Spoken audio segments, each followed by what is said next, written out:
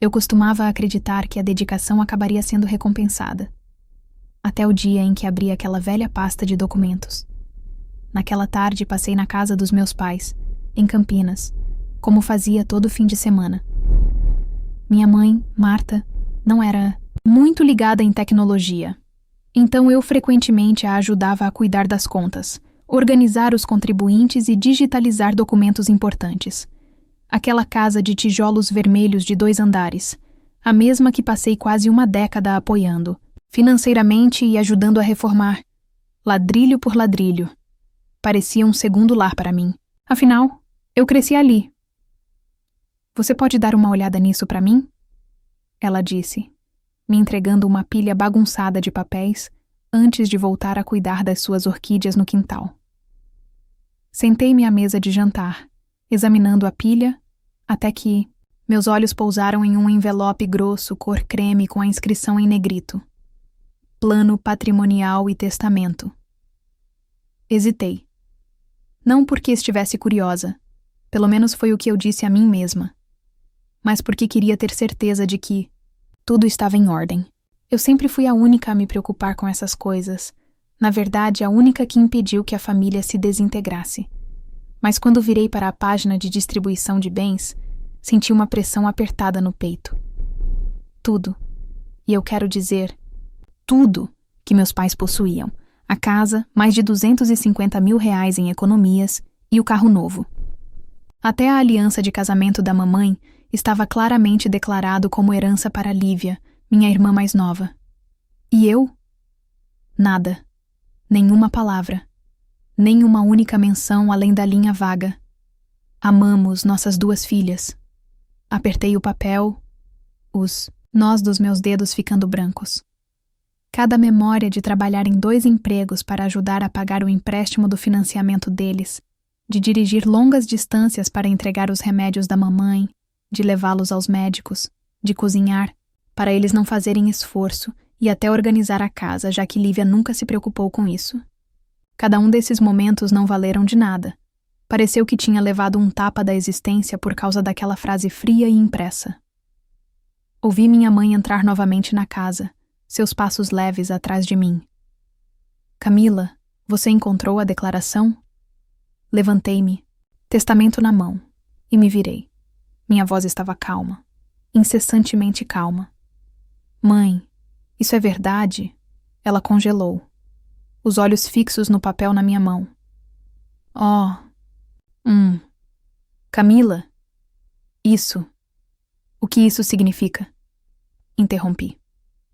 Minha garganta apertada, mas cada palavra saiu afiada. Uma vida inteira cuidando de você e do papai. E eu sou descartada como se nunca tivesse existido? Meu pai, Sérgio, entrou da sala de estar naquele momento. Caneca de café na mão. Ele a colocou no chão com um suspiro, como se estivesse prestes a comentar sobre o tempo. Você não precisa reagir assim, Camila. Você está bem financeiramente, certo? A Lívia, ela ainda está descobrindo as coisas. Soltei uma risada sem humor. Seca. Descobrindo as coisas? Ela tem 20 anos. Muda de emprego a cada 3 meses. Quer viver do YouTube, mas não consegue pagar nem a própria conta de telefone. Sou eu quem pagou o empréstimo da casa de vocês pelos últimos 2 anos. Sou eu que venho de longe apenas para ir com vocês. Ao médico, fazer feita, cuidar da casa. Sou eu quem está mantendo essa casa de pé. Minha mãe deu um passo à frente, colocando a mão sobre a minha, como se isso pudesse me acalmar. Nós sabemos disso, filha, mas não pense por esse lado. Eu só queria que sua irmã se sentisse segura. Puxei minha mão para longe. Assenti levemente, o olhar frio como gelo. Segura. E eu? A única que vem mantendo este lugar de pé não merece reconhecimento? Eles não disseram nada. Coloquei o testamento de volta na mesa como se fosse uma declaração de guerra. Obrigada por me mostrarem o quanto eu sou importante para vocês. Caminhei até a porta sem olhar para trás. Ninguém chamou por mim. E pela primeira vez em anos, eu não me senti magoada. Eu apenas me senti vazia. Uma espécie de silêncio que me gelou até os ossos. Nunca mais voltei para aquela casa depois de descobrir o testamento. 2 semanas se passaram em silêncio. Nenhuma ligação, nenhuma mensagem, como se eu nunca tivesse existido no mundo deles. Eu disse a mim mesma que se eles tivessem um pingo de consciência, entrariam em contato. Mas em vez de um pedido de desculpas ou explicação, o que recebi foi uma mensagem do papai. Camila, sei que nos desentendemos, mas a parcela do empréstimo vence no final da semana. Você pode transferi-la logo? Sexta-feira dos Mortos. Fiquei paralisada olhando para a mensagem em descrença. Parte de mim quase riu. Nenhuma menção ao que aconteceu, não perguntando se eu estava bem, apenas uma exigência, como se eu fosse o caixa padrão deles. Eu respondi. Cada palavra como gelo. Acho que Lívia pode lidar com isso. Aquela casa é dela agora. Então, coloquei meu telefone de lado e não esperei por uma resposta. 10 minutos depois, a tela acendeu novamente. Desta vez era Dona Terezinha. Camila, não faça isso. Precisamos conversar. Eu não respondi. Não fiquei triste. Eu nem estava mais com raiva. Apenas uma espécie de clareza implacável tomou o lugar de cada esperança frágil que eu uma vez tive. Por anos, eu acreditei que meus sacrifícios seriam reconhecidos. Eu estava errada e não tinha mais interesse em bancar a salvadora. 3 dias depois, a próxima mensagem veio de Lívia. Você está exagerando, Camila. Entendeu tudo errado. Mamãe e papai não quiseram dizer isso. Você sempre foi independente. E eu simplesmente não sou. Eu digitei lentamente cada palavra, cortando a máscara falsa da minha irmã. Então prove que você merece o que lhe foi dado. Comece pagando a parcela. Nenhuma resposta. Outra semana se passou. Silêncio até uma manhã de segunda-feira, enquanto eu tomava café na minha cozinha. Meu telefone vibrou com uma solicitação de transferência de exatamente 1.200 da minha mãe. Nenhuma mensagem. Apenas uma solicitação de retirada fria. Tão sem emoção quanto a maneira como eles me tiraram de tudo. Eu rejeitei, sem um segundo de hesitação. Minutos depois, o telefone tocou. Era a mamãe. Deixei tocar até o quarto, sinal sonoro, e recusei a ligação. Uma mensagem seguiu imediatamente. Camila, eu sei que você viu. Por que você recusou? Fechei meus olhos, respirei fundo e respondi. Porque não é mais minha responsabilidade. Peça a Lívia. Pela primeira vez na minha vida, eu senti que tinha controle. Eu não era a única lutando para consertar rachaduras que eu não criei. Eu não estava sacrificando toda a minha juventude para consertar as falhas de outras pessoas. 3 dias depois, Lívia mandou mensagem novamente. Você está sendo tão egoísta? Você não sempre disse que a família vem em primeiro lugar? Eu reli essa mensagem várias vezes. Família? A família da qual ela estava falando era a mesma que me tratava como uma estranha, ou apenas como uma carteira ambulante. Eu respondi, com uma frase. Família é sobre justiça e respeito. Não usar alguém até que não seja mais útil. Depois disso, não houve mais mensagens. O silêncio se instalou sobre tudo. Mas desta vez, não parecia solitário. Parecia alívio. Uma libertação de um fardo que carreguei por muito tempo. Mas no fundo, eu sabia que esse silêncio era apenas o começo. Porque eles voltariam. Quando ninguém mais os ajudasse, quando a casa estivesse em risco de ser leiloada, quando Lívia, com toda aquela herança, ainda não soubesse como pagar uma conta em dia. E quando esse momento chegasse, eu estaria pronta. Não para salvá-los, mas para mostrar a eles que eu não era mais aquela que se sacrificaria sem nem mesmo um obrigado. A próxima mensagem de Lívia chegou perto da meia-noite, enquanto eu estava na metade de um romance histórico e tomando chá quente. O telefone acendeu e eu nem precisei abri-lo para adivinhar o tom. Você está mesmo exagerando. Eu rolei e continuei lendo. Todo mundo já está estressado. Por que você está escolhendo agora ser dramática? Isso nunca foi problema para você. São apenas alguns pagamentos. Você sempre fez isso. Uma risada seca escapou dos meus lábios, sem nenhum humor. Apenas alguns pagamentos? Fácil de dizer quando você nunca pagou uma conta na vida. Eu respondi: não estou sendo dramática. Estou sendo clara. E é melhor você se acostumar com isso. Menos de 1 minuto depois, ela respondeu: você é completamente egoísta. Não se surpreenda se mamãe e papai não te perdoarem. Desliguei o telefone. Pela primeira vez em anos, não, me senti culpada. Não fui assombrada pelo "e se eles estiverem chateados ou obcecados em ser a boa filha?". Eu tinha cruzado a linha entre ser explorada e me defender. No dia seguinte, liguei para o banco e solicitei que meu nome fosse removido da conta conjunta usada para o empréstimo. Também entrei em contato com as empresas de serviços públicos e cancelei todos os pagamentos que vinha administrando em silêncio há anos. Apaguei os lembretes de contas do meu telefone como uma pequena cerimônia, marcando o fim do meu papel na casa deles. Naquela noite, limpei meu pequeno apartamento, toquei minha playlist favorita e comprei um bolo de chocolate que sempre amei, comi um pedaço e fui dormir. Acordei profundamente tranquila, sem o choque de uma notificação de pagamento. Fui trabalhar sem sentir que estava arrastando 3 outros adultos nas costas. Até me inscrevi para uma aula de arte online. Algo com o que sonhei por anos. Mas sempre deixei de lado porque não tinha tempo ou realmente não tinha permissão para ser egoísta. E quando minha vida começou a respirar sozinha novamente, as batidas do passado ficaram mais altas. No início da semana seguinte, minha mãe, Marta, ligou. Eu não atendi.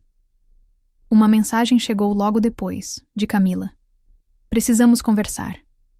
Sua irmã não sabe como pagar a conta da internet. Você pode me ajudar? Não respondi. 2 dias depois, outra mensagem. A Netflix foi cortada. Ela disse que não consegue fazer login. Li a mensagem, abri a estante e peguei o velho caderno onde eu havia anotado todas as senhas, cronograma de cobrança e número de atendimento ao cliente. Toda vez que meus pais não sabiam o que fazer, eles me ligavam. Toda vez que Lívia esquecia um pagamento, eu resolvia. Desta vez, fechei o caderno e o coloquei de volta. Eu não era o assistente deles. Eu não era a espinha dorsal de um sistema que me apagou no segundo em que parei de ser útil. 3 dias depois, outra mensagem de Lívia chegou na minha caixa de entrada. Você está brincando comigo agora? A energia está prestes a ser desligada. Você realmente vai deixar isso acontecer com a nossa família? Respondi com apenas uma frase. Não. Estou apenas deixando todos assumirem a responsabilidade por suas próprias escolhas. Silêncio. Não ouvi nada por mais alguns dias, até que, uma manhã, recebi uma ligação de um número inesperado. Dona Terezinha, a vizinha aqui ao lado dos meus pais há 20 anos. Sua mãe perguntou se eu conhecia alguém vendendo casas. Acho que eles não estão mais se virando bem. Agradeci e desliguei.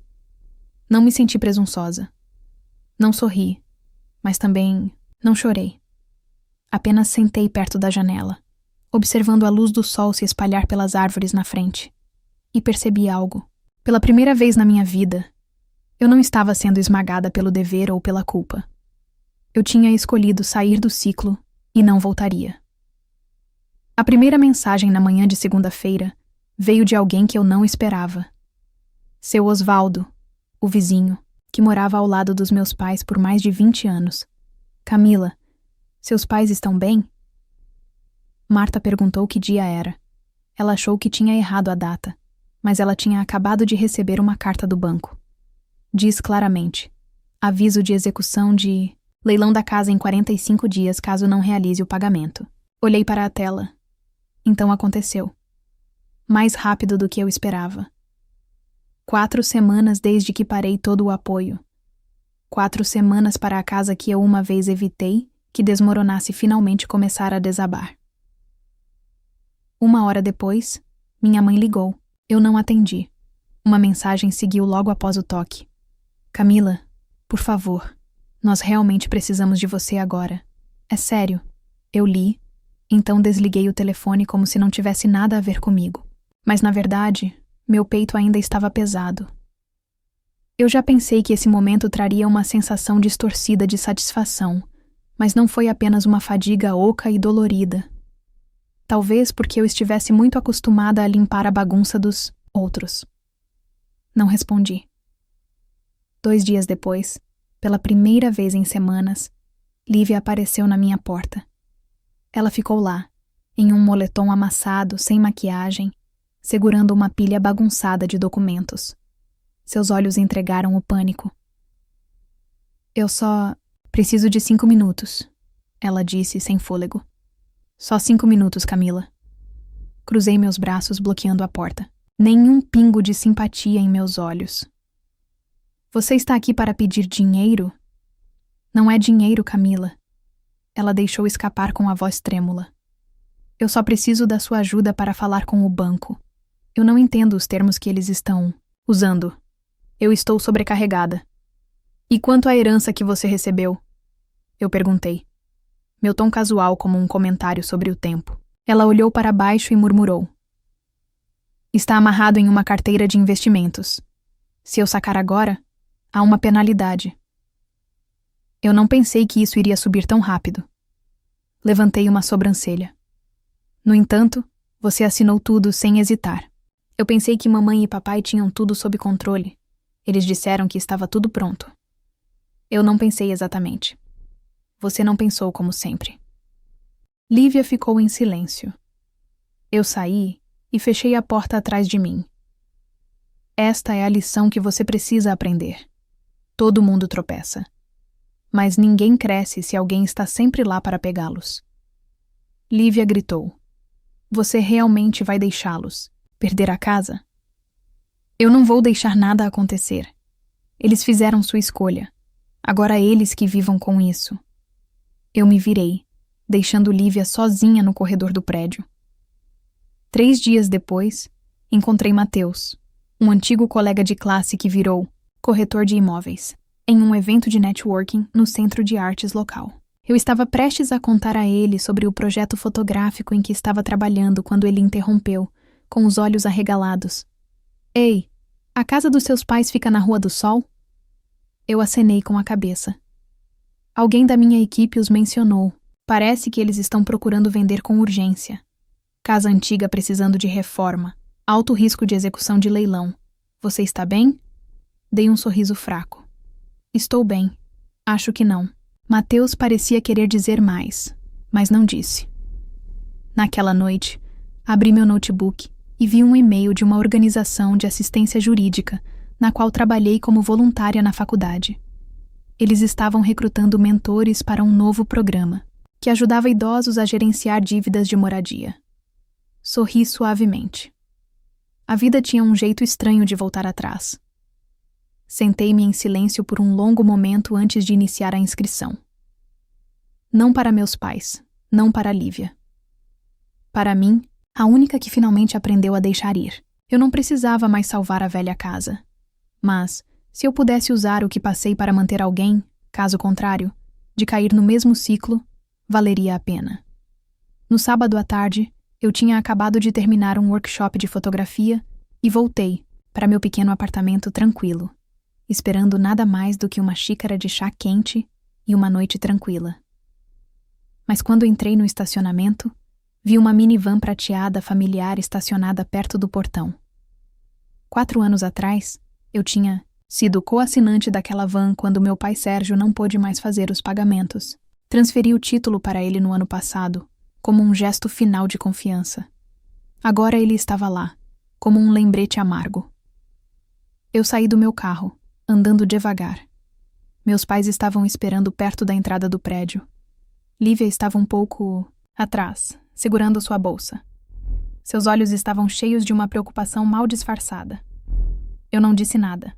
Parei a alguns passos de distância, braços cruzados, esperando. Minha mãe, Marta, falou primeiro. Sua voz estava trêmula. Camila, sinto muito por termos vindo aqui, mas as coisas saíram do controle. O banco virá reavaliar a propriedade na próxima semana. Meu pai continuou, com a voz mais baixa e cansada do que eu já tinha ouvido. Nós cometemos um erro, eu sei disso, mas se a casa for tomada, eu não vou conseguir lidar com isso. Olhei diretamente para ele, meu olhar mais frio do que nunca. Então, por que ao escrever o testamento você decidiu que eu não valia a pena ser incluída? Ele baixou os olhos, os dedos mexendo na ponta do casaco. Naquela época, achávamos que você ficaria bem. Você sempre foi forte. Mas Lívia, interrompi. Se falhar, será perdoada e herdará tudo. Virei-me para encarar minha irmã. Ela apertou os lábios e não disse nada. Sem negação, sem desculpa. Eu dei a vocês a minha juventude, eu disse. Minha voz baixa, mas cada palavra afiada, sem condições. E, em troca, recebi desconsideração. E a suposição de que eu cuidaria disso. Eu não estou mais nesse papel. As lágrimas da minha mãe caíram. Nós não sabíamos que chegaria a... Isso. Você não pode ajudar só dessa vez? Só um pouco? Só até que as coisas se estabilizem? Eu balancei minha cabeça. Uma brisa no meu peito, varrendo anos de obrigação. Eu não estou dizendo não, porque não posso ajudar. Estou dizendo não, porque se eu fizer, todos voltarão a acreditar que nunca precisam mudar. Lívia finalmente falou, baixo e quebrado. Eu não percebi que ficaria tão complicado. Eu pensei que só precisava de tempo. Eu não pensei que você iria embora tão rápido. Eu olhei para ela pela primeira vez em semanas. Eu não fui embora rápido. Eu avisei. Eu esperei. Eu esperava. Mas nossa família escolheu ignorar tudo isso. Então, esse é realmente o fim? Minha mãe sussurrou, com lágrimas ainda frescas em suas bochechas. Eu olhei para ela. A mulher que uma vez me embalou para dormir, para quem eu levei remédios, levava para o pronto-socorro, cozinhava depois que ela e meu pai não podiam mais fazer esforço, atividades pesadas. E eu vi mais claro do que nunca a linha entre sangue e amor verdadeiro. Não acabou com isso, eu disse. Acabou no momento em que você decidiu quem merecia ser nomeado e quem não. Ninguém disse uma palavra. O vento do fim do outono assobiava através das árvores nuas, trazendo consigo um frio que nenhuma jaqueta poderia aquecer. Eu pisei na varanda, peguei minhas chaves e destranquei a porta. Antes de entrar, me virei uma última vez. Espero que você encontre um jeito. Mas eu não sou mais a tábua de salvação para esta família. Olhei para Lívia e falei devagar. Se você realmente quer crescer, esta é sua chance. Eu saí do carrossel. Agora é sua vez. Eu entrei e fechei a porta atrás de mim. O som do vento no corredor abafou seus passos enquanto eles saíam. Eu fiquei em silêncio na minha sala de estar, a luz do sol da tarde lançando um longo feixe no chão através do vidro. Sem lágrimas, sem desgosto, apenas um silêncio pacífico. Eu pensei que, depois daquele confronto final, eles ficariam quietos. Eu esperava que a verdade os fizesse refletir, ou silenciosamente recuar por orgulho. Mas superestimei a autoconsciência das pessoas que sempre viveram às custas dos outros. Uma semana depois, recebi uma mensagem de Andressa, colega de trabalho do Centro de Arte. Camila, você está no Facebook? Você deveria verificar a página da sua mãe. Ela está postando coisas inacreditáveis. Minha mão tremeu um pouco quando digitei Marta Santos na barra de pesquisa. Sua linha do tempo estava cheia de postagens emocionais, fotos de flores e citações, inspiradoras. Mas o que me fez congelar foi uma postagem de destaque, com uma foto da nossa antiga casa anexada. É de partir o coração quando sua própria filha vira as costas para a família, abandonando pais doentes e idosos, recusando-se a ajudar em nosso momento de necessidade. Depois de tudo o que fizemos, nos sacrificamos por ela. Mais de 40 compartilhamentos. Os comentários estavam cheios de simpatia, conforto e julgamento pela criança ingrata. Mordi meu lábio, rolando mais, e vi outra postagem. Esta do meu pai Sérgio. Achávamos que Camila era alguém que amava sua família, mas quando mais precisávamos dela, ela foi embora sem dizer uma palavra. A casa está prestes a ser tomada, e ela age como se nada estivesse acontecendo. Então, veio uma postagem de Lívia, com um tom claramente zombeteiro. Algumas pessoas só são gentis quando estão acima de você, olhando para baixo. Mas quando a família pede que elas se rebaixem e ajudem-nos, elas escolhem o silêncio. Essa é a versão atual de forte. Acho que agarrei meu telefone com mais força. Eu não estava com raiva. Eu nem fiquei chocada. Eu estava cansada. Quando a culpa não funcionou mais comigo, eles se voltaram para a vergonha pública. Mas esqueceram de uma coisa. Eu não estava mais em silêncio. Naquela noite, abri meu notebook e entrei no meu Facebook, que raramente usava. Fiz uma única postagem, sem cor de fundo, sem design sofisticado, mas cada palavra era clara como a luz do dia. Minha família está compartilhando uma história unilateral. Então, para ser justa, aqui está a verdade do meu lado, anexei.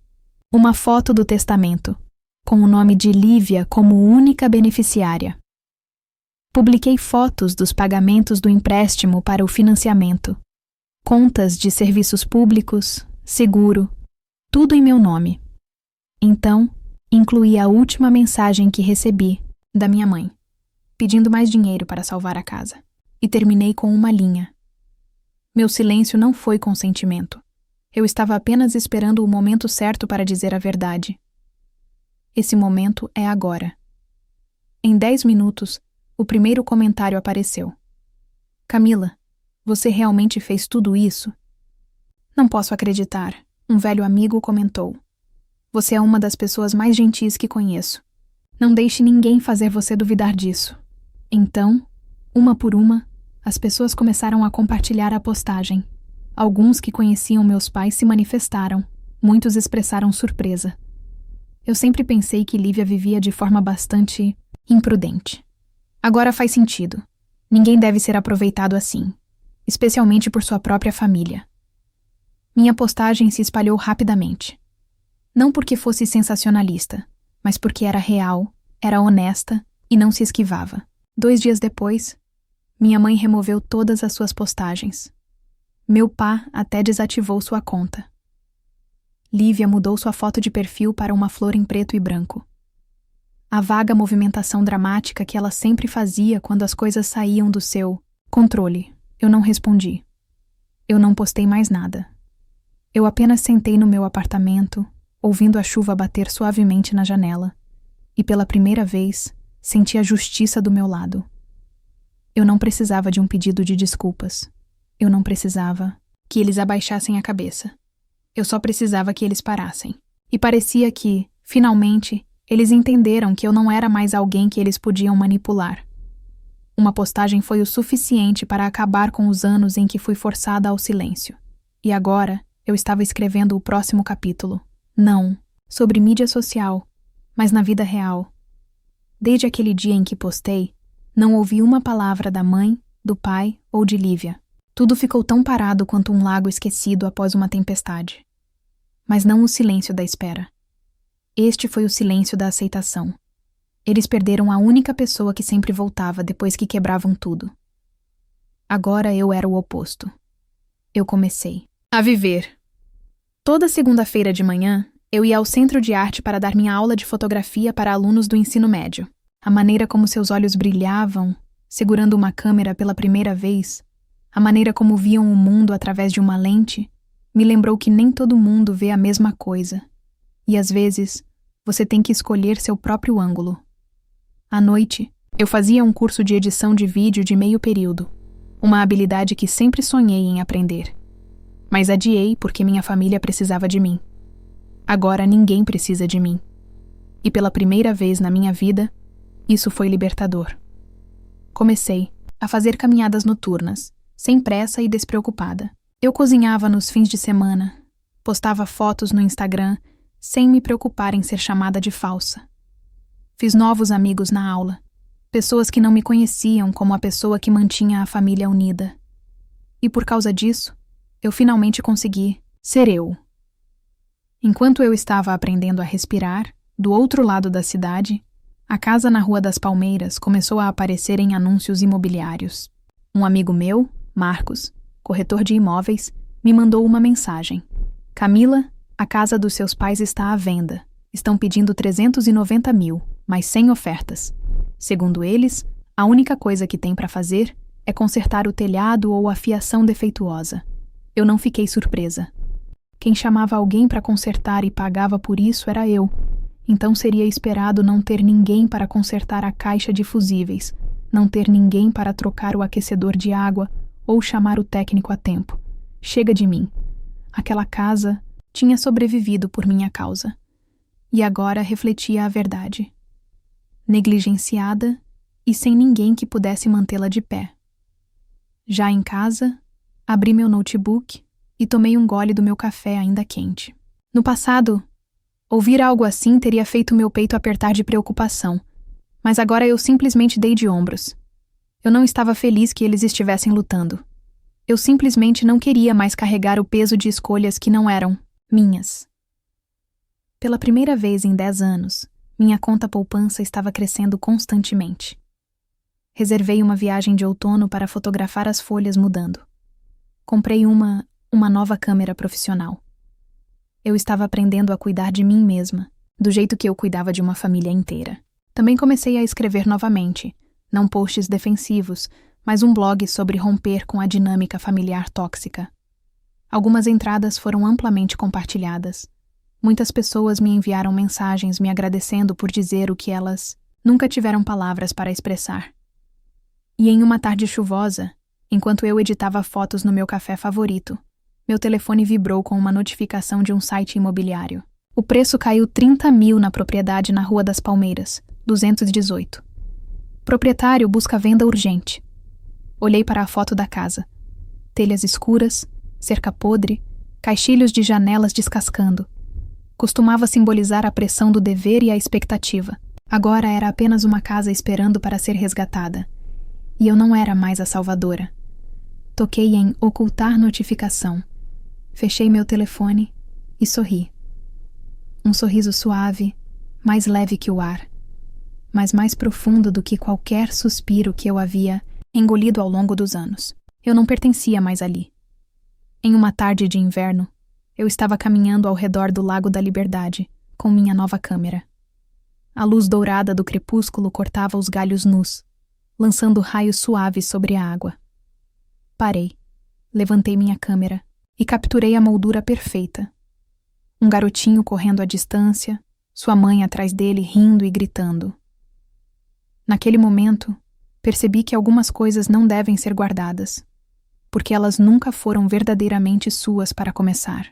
Eu costumava acreditar que família era algo que você nunca poderia perder, que o sangue era um vínculo inquebrável, mas agora eu sei que o que torna uma família real não é o DNA. É respeito e gratidão. Tinha dado tudo na esperança de ser vista, e em troca, eu me tornei o nome deixado de fora em um testamento. Aquele chamado dramático por se recusar a carregar os fardos dos outros por mais tempo.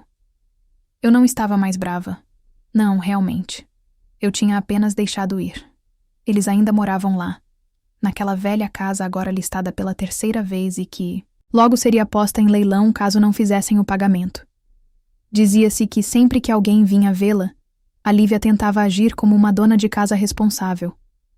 Mas quando perguntada sobre registros de manutenção ou contas de reparo, ela apenas sorria sem jeito, porque todos esses anos ninguém nunca a ensinou o que fazer. Eu nunca voltei. Nenhuma vez. Minha mãe uma vez me enviou uma carta escrita à mão, selada em um envelope azul familiar, com uma letra que eu sabia de cor. Ela escreveu sobre suas noites sem dormir, sem saber por onde começar de novo. Que seu pai não era tão forte quanto costumava ser. No final, ela escreveu: "Não sei quanto tempo nos resta para consertar as coisas, mas se você estiver disposta, eu ainda estou aqui." Dobrei a carta, não a rasguei, não respondi. Coloquei-a na gaveta embaixo da minha mesa, ao lado de fotos não reveladas e rascunhos pela metade. Coisas que precisavam de tempo para serem compreendidas e aceitas. Eu não as odiava. Eu simplesmente não tinha mais forças para continuar me sacrificando sem ser ouvida. Continuei trabalhando, continuei ensinando, continuei criando e capturando. Até fiz uma pequena exposição de fotos no café de um amigo, exibindo imagens que traçavam minha jornada de cura. Manhãs cedo no parque, luz dourada em ruas tranquilas. As mãos finas de uma senhora idosa segurando uma caneca quente. Uma única flor caída no pavimento rachado. Uma mulher de meia idade veio até mim depois.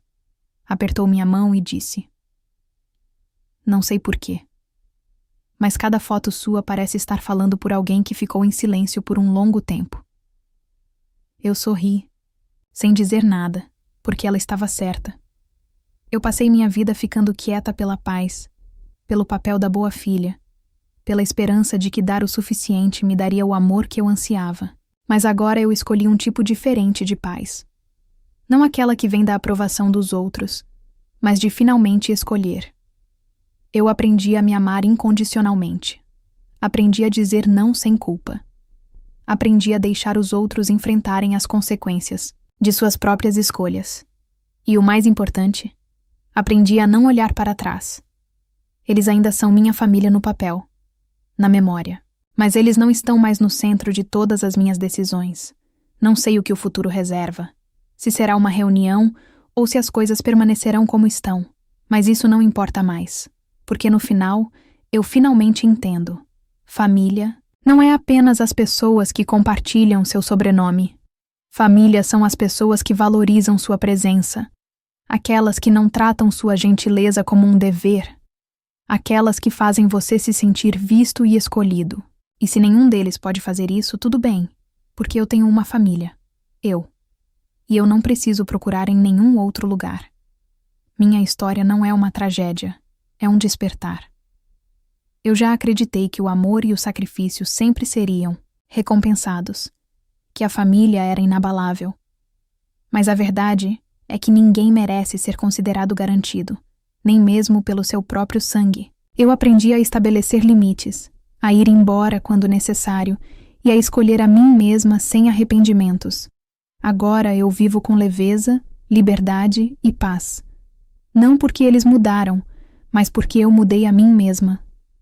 Agora me diz, o que você achou da decisão de Camila? Ela foi muito dura? Ou essa foi a única maneira de realmente se proteger e fazer eles aprenderem uma lição de verdade? Compartilhe suas ideias aqui nos comentários abaixo. Se você gostou do vídeo, clique em curtir e se inscreve no canal também. Assim você não perde nenhuma história emocionante. E não esquece, deixa também um comentário com uma classificação de 1 a 10 para mostrar o quanto você gostou. Assista também ao vídeo que agora está aparecendo na sua tela. Até breve.